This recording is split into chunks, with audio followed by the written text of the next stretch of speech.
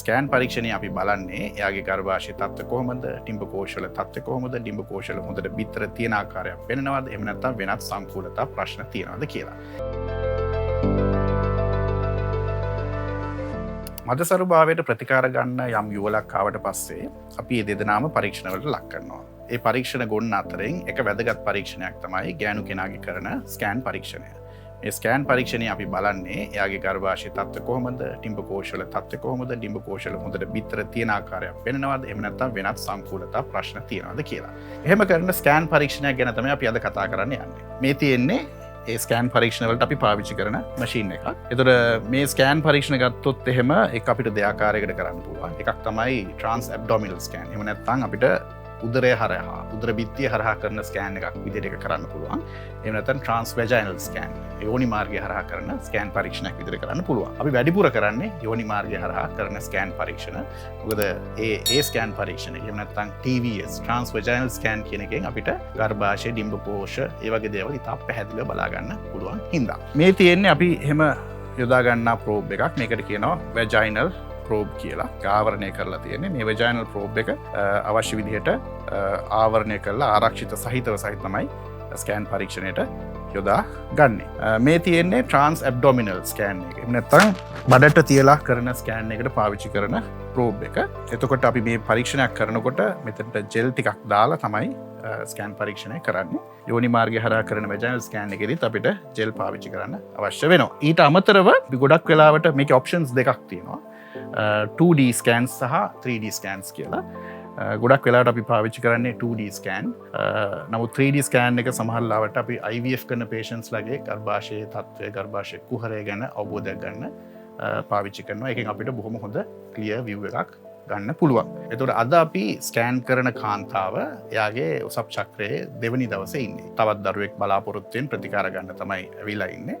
එතකොට ඒ ස්කෑන් පරීක්ෂණයේදී අපි ප්‍රධාන වශයෙන් බලන්න හදන්නේ ගර්භාෂය කොහොමද, ගර්භාෂයේ මොනවද ගැටලු තියෙනවද, සහ ඩිම්බකෝෂයේ බිත්තර හොඳට තියෙනවද, එහෙම නැත්නම් එග් රිසර්ව් එක හොඳට තියෙනවද කියන කාරණා දෙක තමයි විශේෂයෙන්ම බලන්නේ. ඊට අමතරව වෙනත් අඳුනාගත හැකි ගැටලු ඩිම්බකෝෂයේ හෝ ගර්භාෂයේ හෝ ඒවට තියෙනවද කියලා අපිට ස්කෑන් පරීක්ෂණයෙන් බලාගන්න පුළුවන් වෙනවා. එතන මේ කරන්නේ වැජයිනල් ස්කෑන් එකක්. වැජයිනල් ස්කෑන් එකේදී අපි ස්කෑන් ප්‍රෝබ් එක යෝනි මාර්ගයට ඇතුල් කරලා තමයි ස්කෑන් පරීක්ෂණය සිදු කරන්නේ. මේ තියෙන්නේ අතරම ඒ වැජයිනල් ප්‍රෝබ් එකේ ටිප් එක. ඇතුල් කරාට පස්සේ අපිට ගර්භාෂය පැහැදිලිව දැක ගන්න පුළුවන්. මේ තියෙන ගර්භාෂය. ගර්භාෂය ගත්තාම ගර්භාෂය පහළ කොටසට කියනවා ගැප් ගෙල කියලා, ඉහළ කොටසට කියනවා බොඩි එක කියලා. එතකොට මේ ගැප් ගෙල එහෙම නැත්නම් සර්වික්ස් එකෙන් තමයි ඒක යෝනි මාර්ගයට විවෘත වෙන්නේ. එතකොට මේ ඉරක් වගේ තියෙන්නේ ගර්භාෂයේ ඇතුල් කුහරය.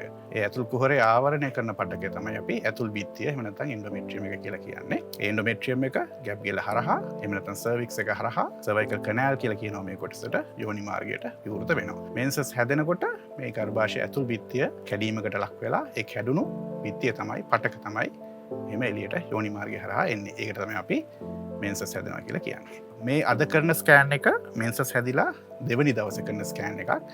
ඒ වගේ ස්කෑන් එකේදී ගර්භාෂ බිත්තිය බොහොම තුනියට තමයි අපිට දැක ගන්න පුළුවන් වෙන්නේ. ඒකට හේතුව මෙන්සස් හැදෙන හින්දා ගර්භාෂ බිත්තිය කැඩිලා ගිහිලා තියෙන හින්දායි. එතන තියෙන්නේ මේ සුදු පාට කොටස සීස ස්කා එකක්. ඒක කලින් සීස ශල්‍ය කර්මයකට ලක් කරපු හින්දා ගර්භාෂයේ මේ වගේ අපිට ස්කා එක තියෙන තැන අඳුර ගන්න පුළුවන්. දැන් අපි බලන්න යන්නේ ඩිම්බකෝෂ දිහා. අපි දන්නවා ශ්‍රී ප්‍රජනක පද්ධතියේ ඩිම්බකෝෂ දෙකක් තියෙනවා. දකුණු පැත්තේ තියෙන ඩිම්බකෝෂය දැන් අපිට බලා ගන්න පුළුවන්. මේ ඩිම්බකෝෂයේ අපිට කළු පාට බෝල වගේ දැක ගන්න පුළුවන්. මේවට කියනවා ඇන්ට්‍රල් ෆොලිකල්ස් කියලා. සාමාන්‍යයෙන් මේන්සස් හැදලා දෙවෙනි තුන්වෙනි දවසේ මේ ඇන්ට්‍රල් ෆොලිකල්ස් කියන ඒවා මිලිමීටර් 10ට වඩා සයිස් එකකින් අඩුයි. ඒ ඇන්ට්‍රල් ෆොලිකල්ස් ගාන අපිට කවුන්ට් කරලා ඒ ඩිම්බකෝෂයේ තියෙන බිත්තර ප්‍රමාණය එහෙම නැත්නම් එග් රිසර්ව් එක ගැන අදහසක් ලබා ගන්න පුළුවන්. ඒත් අපි කවුන්ට් කළොත් මෙයාගේ බිත්තර එහෙම නැත්නම් ඇන්ට්‍රල් ෆොලිකල්ස් 20කට වඩා දැක ගන්න පුළුවන්. ඒතර මේක පෙනුම හැටියට පොලිසිස්ටික් ඕවර් එකක් වගේ තමයි දැක ගන්න පුළුවන්. මේ තියෙන වම් පැත්ත ඩිම්බකෝෂය. වම් පැත්ත ඩිම්බකෝෂය ගත්තාම අපිට පේනවා ඇන්ට්‍රල් ෆොලිකල්ස්. එහෙම නැත්නම් හැදෙන්න පටන් ගත්ත ඩිම්බ එහෙම නැත්නම් ෆොලිකල්ස් විශාල ප්‍රමාණයක් තියෙනවා. ඒතකොට ඒ ඩිම්බකෝෂයත් පොලිසිස්ටික් ඕවරියන් මෝෆොලොජි. එහෙම නැත්නම් පොලිසිස්ටික් ඕවරියක් කියලා හඳුන්වන්න පුළුවන්. කාරණා දෙකක් හින්දා එකක් විතර විශාල ප්‍රමාණයක් තියෙනවා. අනිත් එක මේ ඩිම්බකෝෂය ගත්තාම ඒක ප්‍රමාණයෙන් විශාලයි. අපි බැලුවොත් එහෙම මේ මෙෂර්මන්ට්ස් තුන කරලා අපිට දැකගන්න පුළුවන් මේකේ වොලියුම් එක එහෙම නැත්නම් පරිමාව කියුබික් සෙන්ටිමීටර්ස් 10කට වඩා වැඩි කියලා. එතකොට ඒකත් පොලිසිස්ටික් ඕවර් එකක තියෙන ලක්ෂණයක් වෙනවා. එතකොට මෙයාගේ දෙපැත්තෙම තියෙන ඩිම්බකෝෂ පොලිසිස්ටික් ඕවරියස් ඒ දෙකේම හැදීගෙන බිත්තර විශාල ප්‍රමාණයක් දැක් ගන්න පුළුවන්. එක පැත්තක ගත්තත් ඇන්ට්‍රල් ෆොලිකල් කවුන්ට් එක 20ක් 25ක් ඌට වැඩි අගයක් තමයි පෙන්නුම් කරන්නේ. එතකොට මෙයාගේ එග් රිසර්ව් එක ගොඩක් වැඩි. මේ වගේ පොලිසිස්ටික් ඕවරියස් එහෙම නැත්නම් මේ ඇන්ට්‍රල් ෆොලිකල් කවුන්ට් එක ගොඩාක් වැඩි එක්කෙනෙක්ගේ විශේෂයෙන්ම IVF වගේ ට්‍රීට්මන්ට් එකට යනකොට ගොඩක් පරිස්සම් වෙන්න ඕනේ. ඒකට හේතුව IVF එකට යනකොට අපි ඉන්ජෙක්ෂන්ස් දෙනවා හෝමෝන්ස්. මේ හෝමෝන් ඉන්ජෙක්ෂන්ස් වලින් මේ තියෙන බිත්තර විශාල ප්‍රමාණයක් තියෙන හින්දා ගොඩාක් මෝරපු තත්වයට එන්න පුළුවන්. එහෙම නැත්නම් ඕවර් ස්ටිමියුලේට් වෙන්න පුළුවන්. ඒතර ඒ වගේ අවස්ථාවලදී ඕවරියන් හයිපර්ස්ටිමියුලේෂන් සින්ඩ්‍රෝම් එහෙම නැත්නම් OHSS කියන තත්වයට උනත් යන්න පුළුවන්. ඒක ඉතාමත් බරපතල තත්වයක්. OHSS තියෙන තත්වය බොහොම බරපතල විදියට આવොත් සමහරවිට රෝහල්ගත වෙලා ඒ අවශ්‍ය ප්‍රතිකාර ගන්නත් අවශ්‍ය වෙනවා. ඒක හින්දා එග් රිසර්ව් එක ගොඩක් වැඩි නම් එහෙම නැත්නම් පොලිසිස්ටික් ඕවරිස් තියෙන කෙනෙක් ස්ටිමියුලේට් කරනකොට බොහොම පරිස්සම් වෙන එක ඉතාමත් වැදගත්. ඒතර ඒගොල්ලන්ගේ අපි සාමාන්‍යයෙන් පටන් ගන්න හෝමෝන් ඩෝස් එක අඩු කරනවා. ඊට අමතරව ස්කෑන් කරනකොට එයාගේ රෙස්පොන්ස් එක කොහොමද කියලා බලලා යනුව ඩෝස් එක ඇඩ්ජස්ට් කරන්නත් වෙනවා. දැන් මේ ස්කෑන් පරීක්ෂණය කළාම අපි අවබෝධයක් ගත්තා එයාගේ ගර්භාෂයේ හොඳ තත්වයක තියෙනවා කියලා. අපි දෙවනි දවසේ ස්කෑන් කරපු හින්දා ගර්භාෂයේ ඇතුල් බිත්තිය බොහොම තුනී. අපි ඩිම්බකෝෂ දිහා බලපුවාම ඩිම්බකෝෂවල හොඳට බිත්තර එහෙම නැත්නම් ඇන්ට්‍රල් ෆොලිකල්ස් තියෙන ආකාරය අපි දැක්කා. ඒකෙන් අදහස් වෙන්නේ යාගේ එග් රිසර්ව් එක. එහෙම නැත්නම් ඩිම්බකෝෂවල තියෙන බිත්තර හොඳට තියෙනවා කියන එක.